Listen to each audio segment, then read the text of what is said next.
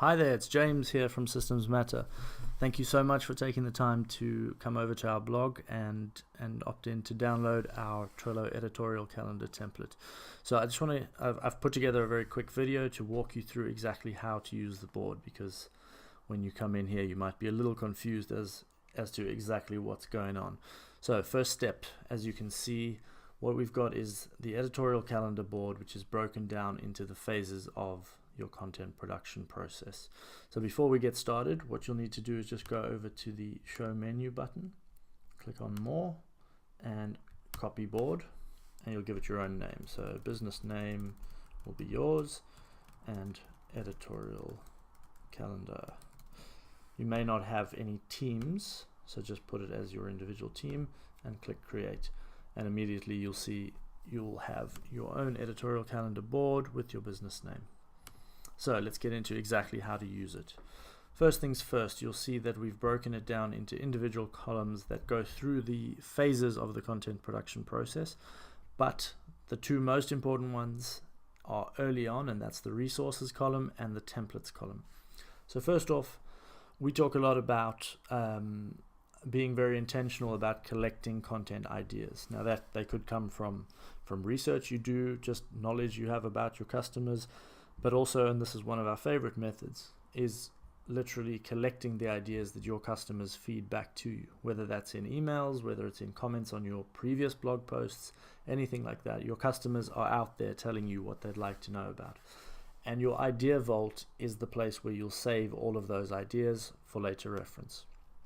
So there's a couple of ways you can do it. The way that we recommend is to use a checklist format, which you can just create a new checklist right here. And what you do is you call it content ideas or idea vault, whichever you prefer.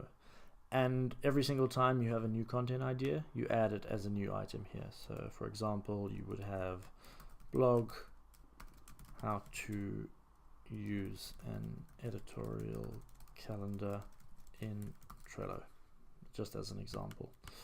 And you'd save that here for later use. The other alternative is you could of course add each content idea as an actual card of its own. The danger there is that you end up with a seriously long list under your resources. So my recommendation would be keep it all in a single card in your idea vault and bring them out when you're actually ready to create that piece of content. Now at Systems Matter we are big fans of templates and simplifying the processes that you really don't want to have to do over and over again and have to think about. Rather save your energy for the parts that are different every time. And that's why we have what is the blog workflow template, which we've pre-populated for you. And as you'll see, this has really got multiple steps, but everything is there that you need for the process of creating an individual blog post or piece of content. Obviously, as with any template, you're going to have to give this your own spin and edit the steps that need to happen in your unique process, but the bare bones are there. You'll also see that we've put in a template here for the key information that you need to have for each blog post. So simply when you have a new blog post that you want to create, you would go to copy, and that's going to copy your card. You would retitle it with the name of the blog post, and you can then choose the list it belongs in. So are you in the brainstorming stage, for example, and create the card over there. Right away you'll see in brainstorming you have this new blog post. You would change the label to whatever you would prefer. We would say that it's a blog, so we change it to the format, and we would go about filling in all of the information here, all of the reference information that you need, title, assignee, etc. if you're working with a team. And then you literally start working through the process. So you'll see that the first step is to create a new folder in Google Drive for this blog post. That might be your workflow. You might be using Evernote, or you might be using Dropbox, for example. In each case, you would tailor it to your own system, and you just progressively work through this. And simultaneously, your blog post will be moving through the phases along here. So your initial draft, you may need to assign somebody to it. If you have team members, you can assign someone up top there and more than one member in case they are responsible for a certain part of the process. And you just keep moving that post all the way down and along up until the point where you are promoting, and then again we have a checklist for you, which is the content promotion checklist. And there's some best practices here on how to promote your content. This is actually a serious labor of love to put this together, so I really hope you get some great results out of that promotion strategy. A key tip and a takeaway is, don't think that if I make it, they will come. They won't.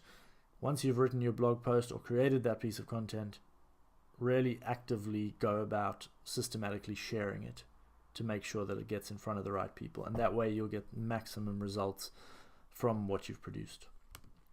Finally, once that's all done, you'll move your post over to the archive section. You can again tag it with archive if you like, and that's really as simple as it is. It's simple on the surface, but this has the power to really transform your blogging productivity. And it also gives you the ability to see exactly where every blog post that you're writing is along the production process. So I hope that's helpful for you. Any questions on how to use this board or just your content production systems in general, don't hesitate to get in touch on james@systemsmatter.com. All the best for now. Bye.